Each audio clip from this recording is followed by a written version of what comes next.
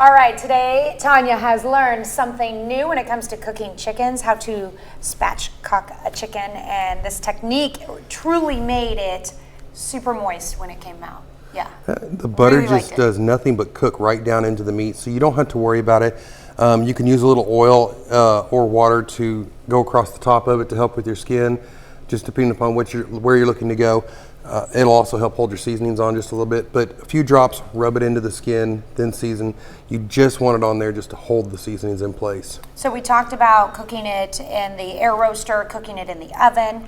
How long would you want to cook it if you want to cook it on a grill? On a grill, it's really hard to tell on a grill. As long as you cook it to 165 degrees, actually, when you do it like this, I always tell everybody, go to 170, because when you do it whole, 170, 175, you never know if you hit the bone. You always want to make sure you're just a little over temperature. And if you do it like this. When you're checking the temperature like that, where are the best places to? I always check the temperature inside the leg, and I always come from the bottom of the leg. So I hit up into the meat of the leg. And then I come in on the thigh the same way from the same side. Okay. And I check my temperature. Yeah, because you're getting different temperature readings in the leg and the thigh. Correct, because there's different densities in your meat. And then on the breast, I do it twice. Once from the bottom, and then once from the top. And check both sides. And you said 160 is the magic number? 165 is the magic number to make sure that poultry is done. But if you go just a little higher, 170, 175, then you know you're well into the clear. So you don't have too much to stress out about it. Okay. So, and as you notice on here, the glaze that's on this chicken is absolutely beautiful. Strawberries, oranges, lemons, limes. It has some habanero. It has some serrano peppers in it. It has some bourbon from Parrot Head inside of it. What kind of bourbon did you decide Knob to use? Creek. Knob Creek? Because it adds a nice little earthiness. And you've talked to me before, when you're cooking with liquor, it's best to pick something that you would want to drink yourself. Correct, because your palate will recognize it. And a lot of times people are like, well, I have cooking wine. That cooking wine is the very bottom of the barrel, the stuff they don't want to bottle and sell to anybody. So if you wouldn't drink it, don't cook with it. So, but the glaze is a little thinner when it goes on, but as you can see, it's on there. It's stuck to everything, and it's kind of beautiful and sticky and tacky. What about the alcohol content in your glaze? Is it too much to serve for the family? No, you can serve it for the family, because by the time this gets in there and cooks, most of the alcohol will cook right out of it. Okay. So, and you don't need a whole lot. I do this by the gallon, and I'll use probably a cup. Okay. So the alcohol content is very, very minimal. And then when you add the heat to it, it starts to cook away very rapidly. And it's more for the flavor that you're exactly. getting. Okay. But you can just slice pieces off. Yeah, you were talking about how cutting it, spatchcocking it like this, like, you know, it basically butterflies your meat out to where you can really serve it. Right to the family, depending upon what part of the chicken they like the best. I'm glad you gave me some of the skin there with it. So this is part of the thigh that you're cutting. That's part of the thigh this time. So cut that one in half for me. Thank you. There you go. I'm excited to try this. It's super moist. You can tell, like, it's just... It's beautiful when it glistens like that, isn't it?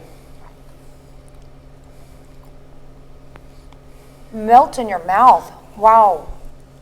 And you can do this at home really easy. I mean, you can look up a recipe. I like to start with being able to control all of my ingredients all the way through to the completion of stuff like this. So I researched, I found a ketchup that I like, and then I took the ketchup and I found barbecue recipes that I liked, and I took that homemade ketchup and I developed it further into a barbecue sauce so that I control every stage of the game all the way through.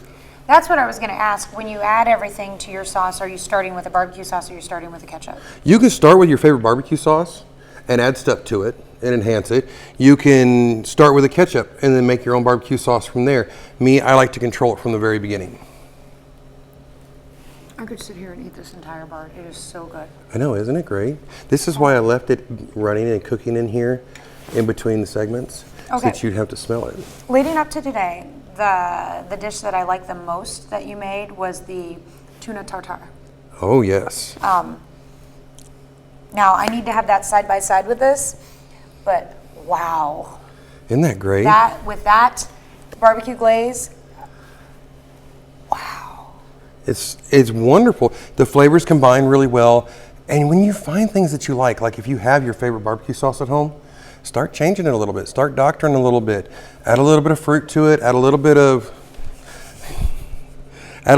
whatever you like to it so that you can build the flavors that you want in your meals. Yeah, let's show off how pretty this is straight out of the air fryer, how moist this is. This is the breast meat here. I mean, by cooking it this way, I mean, he actually put in like a pat of butter in between the skin, and obviously you don't see it anymore, Yeah. but it's infused into your chicken at this point. Yep. And it cooks in, moist. and it's super moist, and all the flavors stay right there. You can just see that. That is just gorgeous, that meat. Oh, yes. It's so moist. And if you don't put on a glaze like this, then the skin stays crispy, because a lot of people are like, well, I like crispy chicken.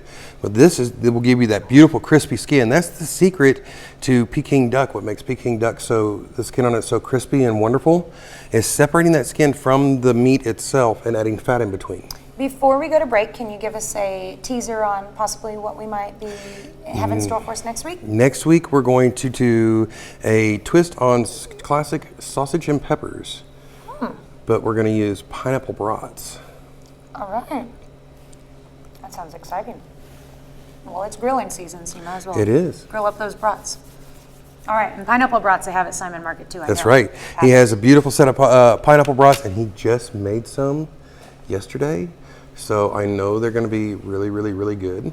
All right, I'm excited to find out more about that. And in the meantime, you can find these as 3 segments. Make sure you check them all out. They'll all be in one story on our website under the KOMMorningnews.com website. Just click on the morning show page under Chef Anthony, and you can find them all. We'll be right back.